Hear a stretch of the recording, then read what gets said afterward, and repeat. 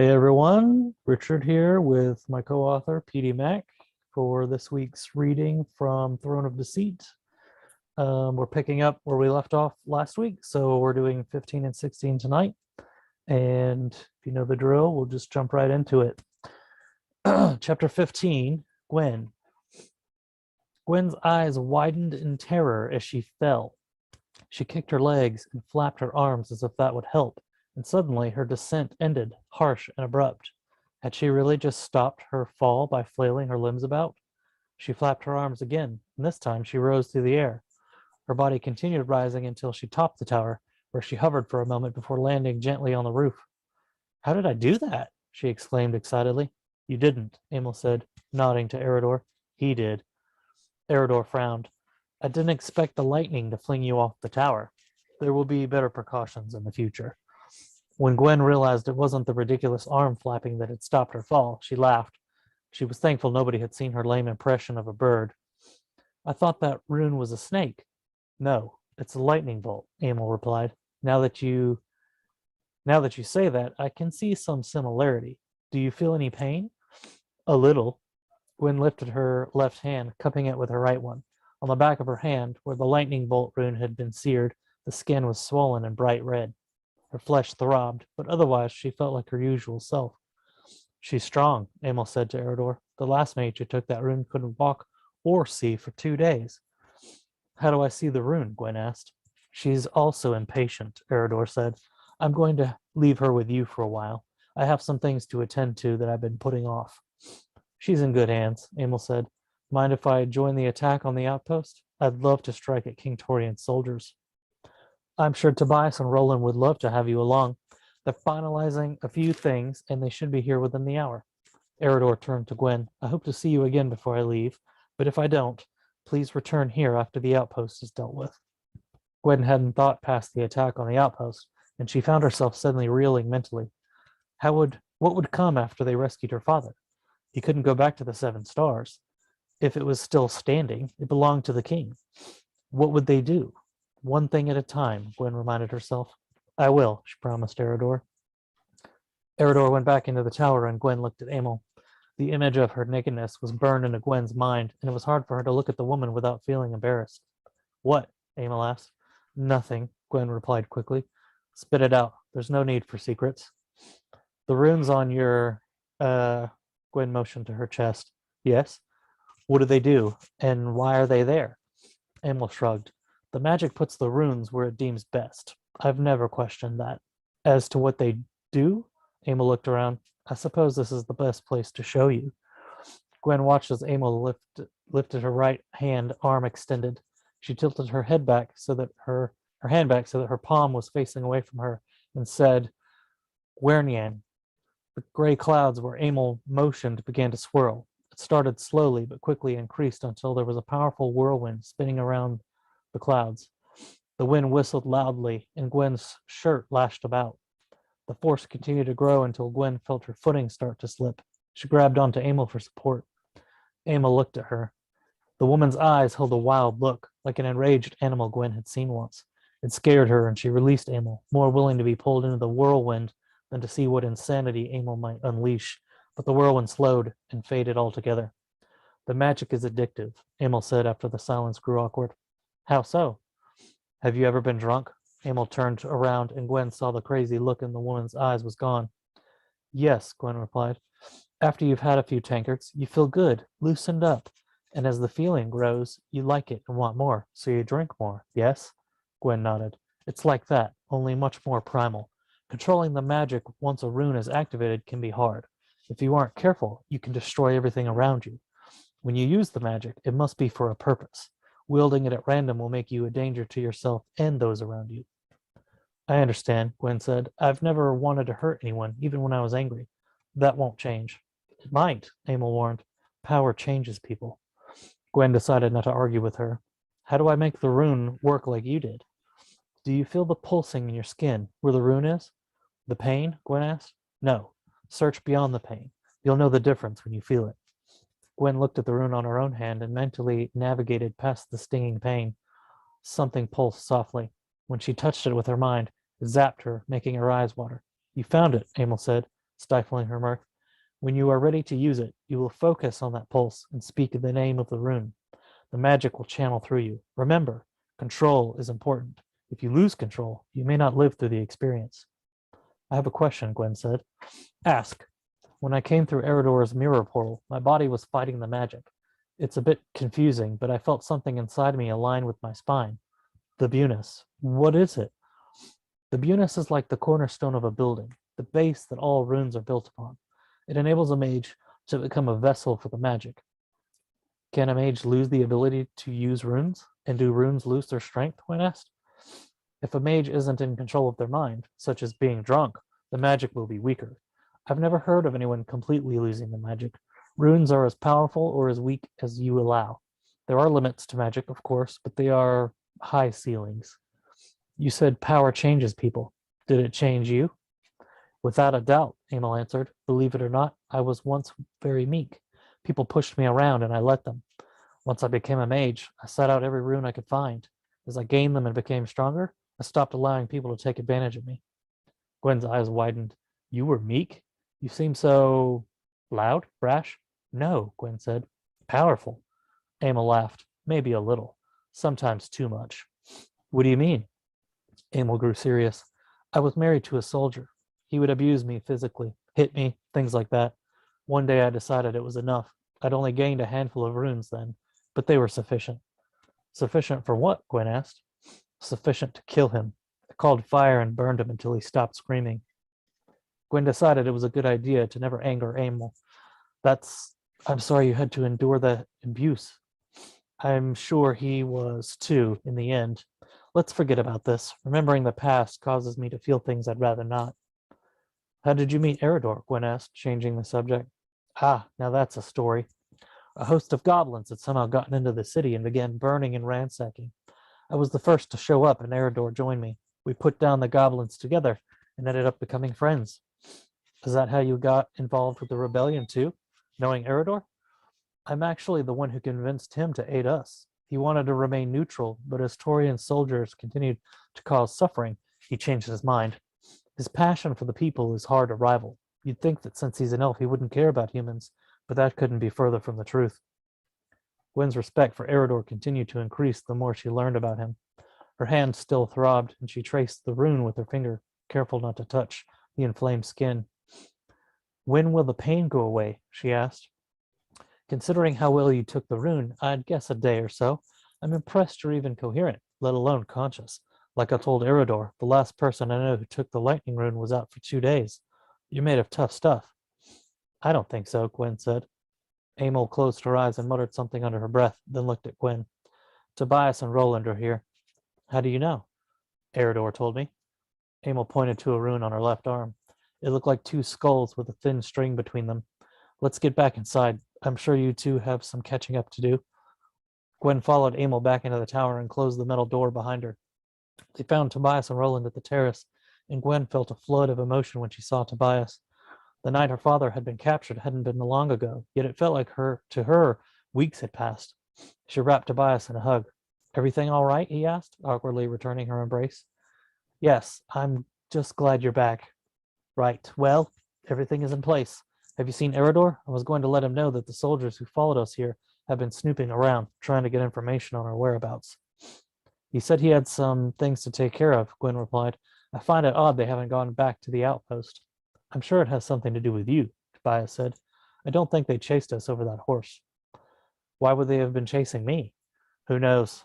How's the time with Eridor been? Did you learn any... He paused when he saw the rune on her hand. So, you are a mage. I did not see that coming.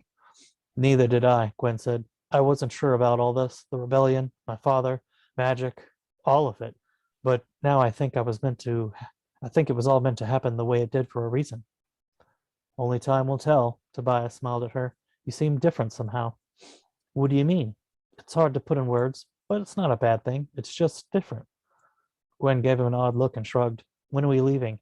Eridor said my father wasn't doing well, and I want to get there as quickly as we can. It's already been too long for my comfort. Roland has organized everything, so we can leave now. I wanted to speak to Eridor, but I can talk to him when I get back. I found out an interesting bit of information while I was out. Oh, what is it? I can't say. Not yet, anyway. Then why did you bring it up to begin with? Now I'm curious, Gwen huffed. Let's get going, Tobias said, ignoring her comment. I want to get there before nightfall. They left Eridor's tower and wound their way down the maze of streets, ending at the main gates leading out of the city. As they walked, Gwen studied Roland. He was taller than her by a full foot and had black hair that was cut so short she questioned the purpose of even keeping it. A jagged scar ran the length of his right cheek. Roland walked with a confident bearing that showed he was a leader. A sword was sheathed at his side, the leather that covered the hilt well worn from use. Gwen looked from him to Tobias and could understand why Tobias didn't want to lead the attack. With someone like Roland at the head, people were probably more likely to willingly join the danger. Even then, attacking an outpost filled with trained soldiers sounded insane. And yet, here she was, walking toward danger herself to rescue her father.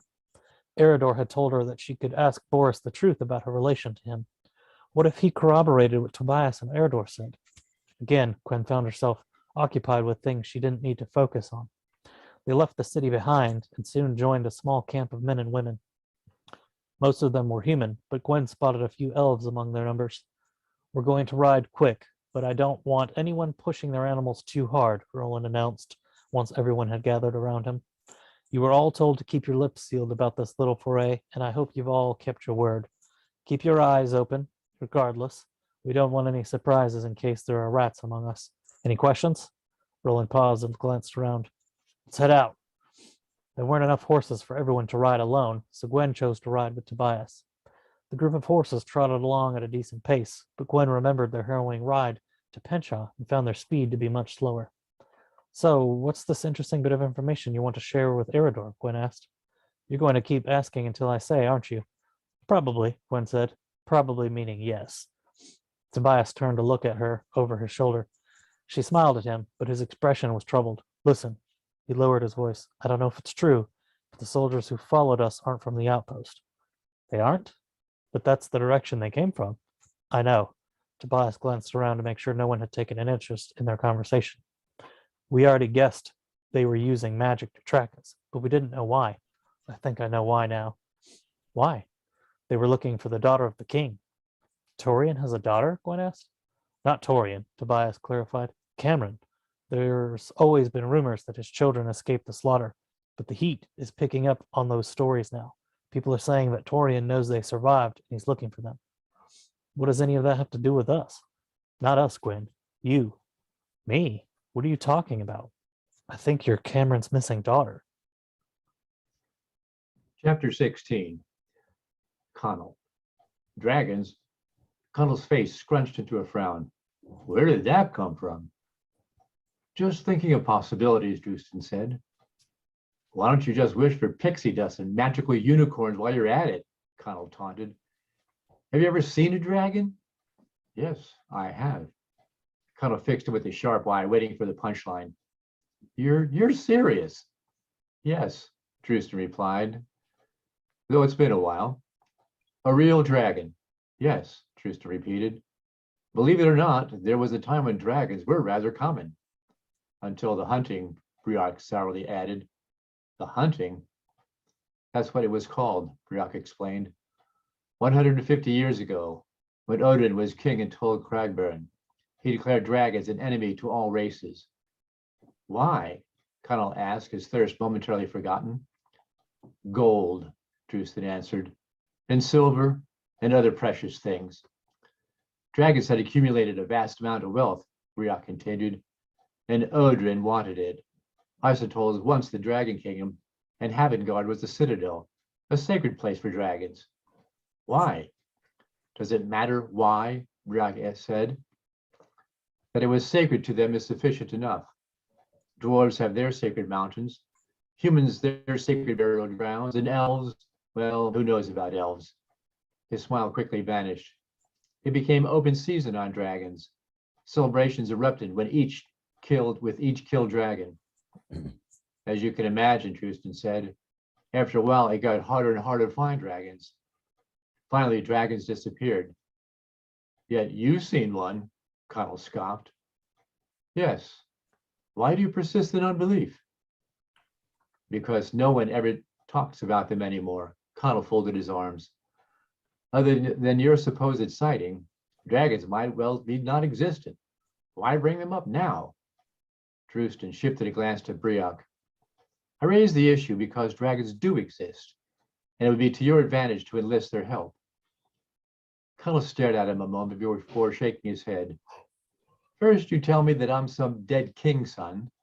Then you want me to give it to some guy who can talk me into killing myself. But along the way, we're going to look for dragons. Is that about right? Pretty much, Brioc smiled.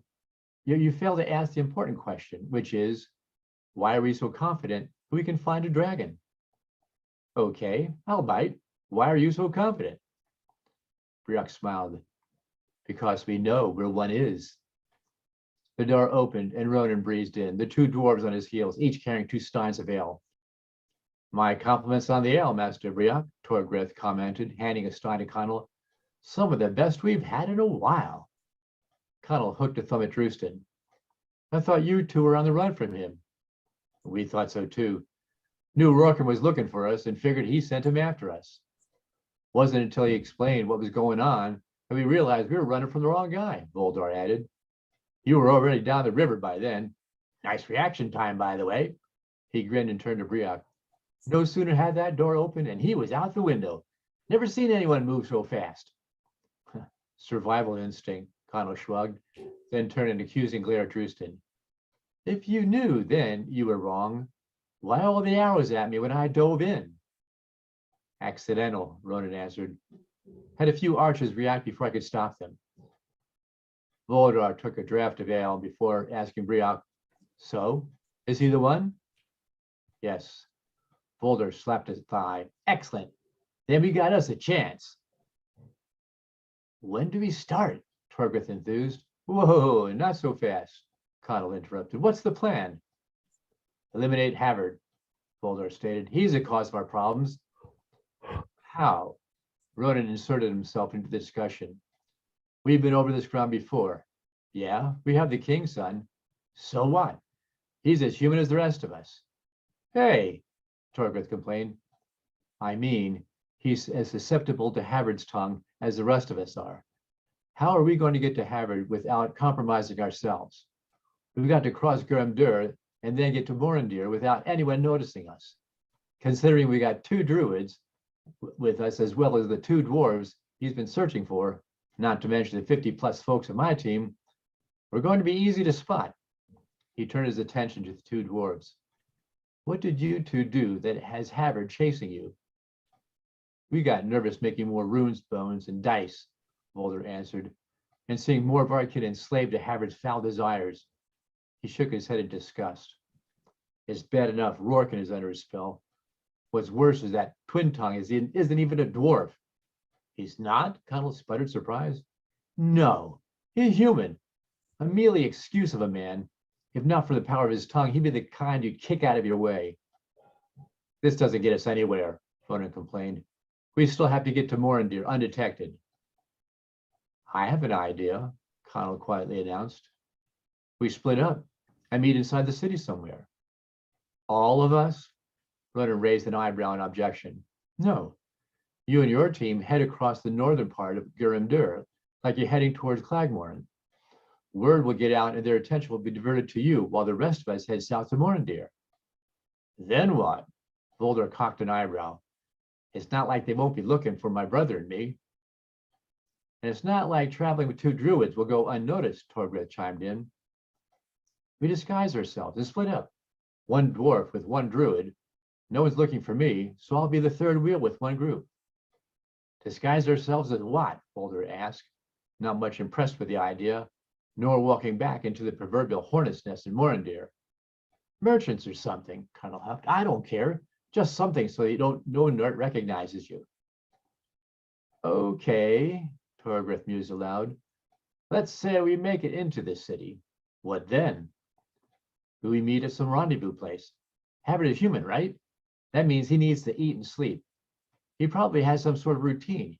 He can't spend all of his time next to the king. He's got to pee sometime. Torgrith frowned in thought. Actually, he does have a peculiar habit of taking a walk around the king's palace right after lunch, when most folks are getting back to work. That's right, Folder's eyes brightened. He does it every day, but we'd still have to get into the palace. I think we might be able to help, Briok said, focusing on Drewston. Rune bones. When Drewston hesitated, he lowered his stare.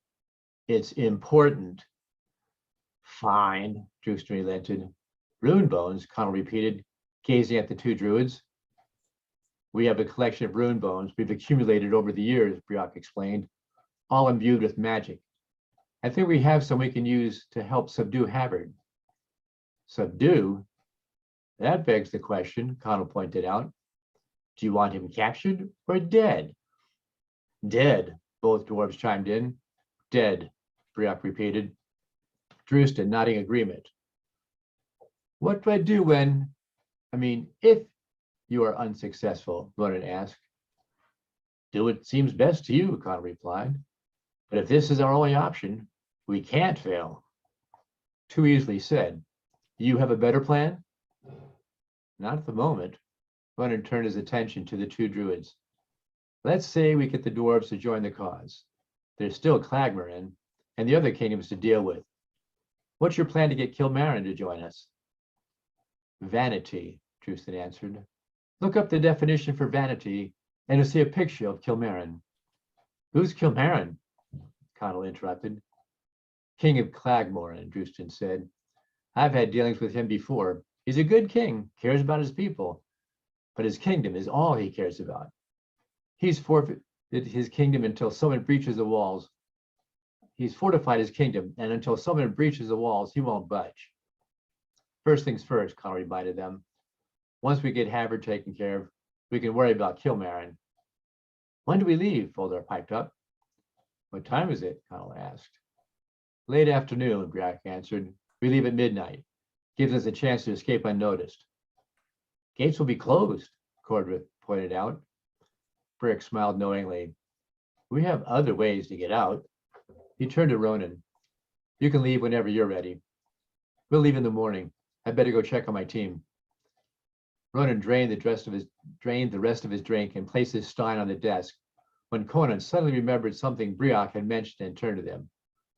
What about what you said about the draft? We can talk about that later, Briok interrupted, speaking over him before addressing Ronan. We'll send word to you in Myrtle Haven. Right. Good luck to you. Ronan nodded to the others, waiting for Drewston to guide him back out the way they came in. While Drewston led Ronan through the maze, Briok informed the two dwarves that there's plenty of food and ale in the kitchen buttery. Help yourself while Colin and I talk more about our plans. Sounds like you're trying to get rid of us, Torgwith grinned. I am, he laughed. Colin and I have some other personal matters to discuss. No need to ask twice, Torgwith said, especially when there's food and ale. Come on, brother. Let's see what's in the larder. Waiting until they were through the door, Brick motioned for Connell to sit. You need to be cautious when you talk about dragons. First, not everyone is willing to accept the truth. And second, not everyone can be trusted.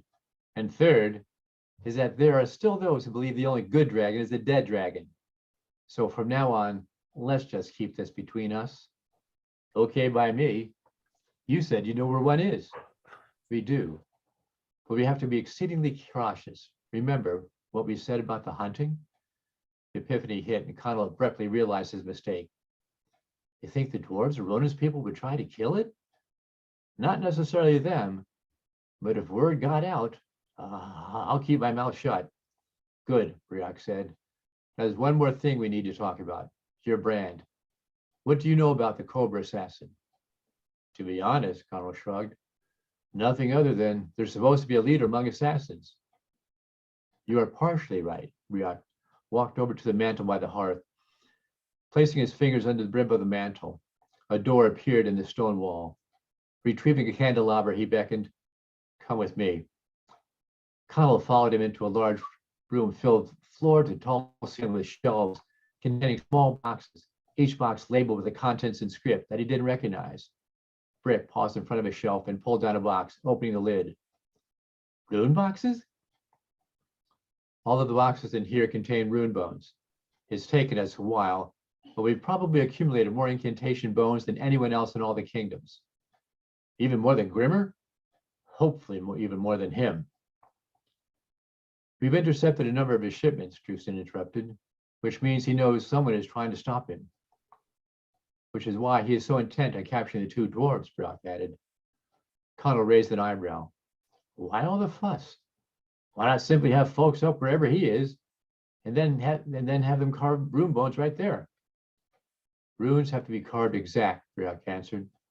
A misplaced serif on a letter or an incorrect angle of a line changes the rune and the spell with potential disastrous results. Dwarves are known for their expertise, Voldar and Torbreath being some of the best. So why not just kidnap them and bring them up here? Too many problems with that, Drewston said. Connell immediately understood. They screw up a carving on purpose. Exactly. Holding the box with one hand, Brock picked a small bone out, holding it between thumb and forefinger at the ends. This box here contains bones marked with incantations for agility and speed. He held it up so Connell could see the runes. What does it say? Breck smiled paternally at him. It is a language you will learn later. For now, be content that it is for your good. What do I do with it? He went to reach for it, but Breck pulled it back. Patience. Do you not want to know what happens when you receive a rune bone? Connell frowned, suddenly apprehensive. Is this like the naming rune? Not quite. Every rune bone has a power imbued in it. In certain bones, once the power is transferred, the bone is nothing more than a mere bone, not even good for a dog to chew on. What happens when a bone user receives the power depends on the bone and the imbued power. But what will happen is that the rune bones will be transferred to the user. Connell glanced around the room at a number of boxes. Have you used any of these? Of course, he replied with a cryptic smile. Is it possible for one person to use them all? I suppose it's possible, though it would not be prudent. Rune spells are not meant for everyone.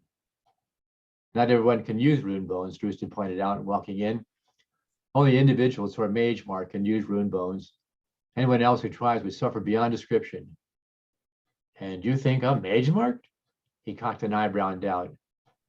Being mage marked doesn't necessarily mean you are a mage, Breck explained. For some, it means you are gifted with the ability to use rune bones to expand who you are. Connell shifted his gaze around the room, noting the number of boxes and what must be thousands of rune bones. Where did you find them all? Various places. Here, he held the rune bone out to him. Firmly grasp the bone so that the letters face your palm. The bone will get warm, maybe even hot. Whatever you do, do not let go of the bone until it cools. Conan hesitated, then took the bone in his right hand, rotating it so the runes faced his palm, then gripped it tightly. At first, it felt nothing more than what it appeared, a bone with writing engraved on it. Then warmth radiated, and he felt the tingling up his arm that radiated out through his body. The bone grew warmer, then hot, uncomfortably hot. Do not let go, Breck warned, then chanted a phrase that Connell did not understand. The tingling turned into lightning charges and sweat dripped from his forehead. Keep holding it, Breck encouraged. Suddenly, the burning of the pain stopped and whatever heat the bone had evaporated. Connell opened his hand and pulled the bone away, toying it around only to discover the engraved writing had disappeared. He looked down at his hand and saw nothing. He looked at Breck, who stood grinning at him like a proud father. Where'd it go? It has transferred to you. Check yourself. It was when Connell checked his left forearm that he noticed it. The writing in small black runes, the same size as on the bone, forever imprinted on the skin. What power do I now have? Agility and speed. There are several other powers I suggest you take on. Like what? Endurance and weapons. Speed is great, but if you grow tired after 30 seconds, what good is it to you? Weapons? Breck slowly nodded, inhaling a slow breath. Just as there are more than one kind of weapon, there are more than one spell that will help. I suggest the normal sword and dagger would also add throwing stars and nunchucks. Throwing stars? Nunchucks? What are they? They're weapons every assassin needs. Connell shook his head, furrowing his brows. Just for the sake of argument, if I'm supposed to become king, why do I need to train to be an assassin? How long will it take to become king? How many battles must you fight to claim the throne? What measures must you take to keep that throne? Connell blinked in understanding. Point taken. You have natural leadership skills. You must now assume your role, the role your brand has declared you. Do you wish to continue? Connell sucked in a deep breath, the heat and pain still fresh memory. Yeah, might as well get this over with. By the time Connell finished, 7 sets of runes marked his body with the addition of strength and stealth runes. He was exhausted, glad it was over, yet intrigued with what rune bones there were. Perhaps he would return and browse what was available after he became king. You know, he said, still woozy from the spell transfers and leaning against the door jamb. What were those words you were saying when I held the bones? Incantation words. In order for a rune to transfer, it needs to be unlocked. A rune can be unlocked one of 2 ways, either the one holding the bone, or a mage or a wizard, or a druid, or a druid. He stared intently at him. A word of caution. The incantation words must be pronounced correctly. Mispronounced words can result in some very unpleasant results, even death. Connell's eyes popped wide. Point noted. His face morphed to a frown. I always wondered why you called yourself a half-druid. What exactly does that mean? Breck's smile faded. It means what it says. I still don't get it. Half you is druid. What's the other half? Breck stood at full height. It is something to be very afraid of. I've been placed into 2 worlds. Most of the time I live as a human, a druid, with the powers of a druid. The other world where I live is full of anger and hatred and resentment, spirit forces demanding to be unleashed. I've managed to keep them under control with the help of runes. I hope there will come a time when I can live in one world. Connell noticed he didn't say which world. Glancing behind him, he noted that Drewston had gone to check on the dwarves. What about Drewston? Is he like you? Briot fixed him with a sharp stare. Though he is my brother, be warned. The spirits have a greater hold on him. If he seems short-tempered, it is because of the struggle of his worlds. I pray we can find an answer in time before he destroys us all. Dun, dun, dun. And that's a wrap for this week, everyone. Hope you enjoyed listening, and we're closing in on the end. Got 4 chapters left, so 2 more videos, and you'll know the full story of book 1, and then we'll be doing the next book in the series after that. So that's it for this week. See you next time.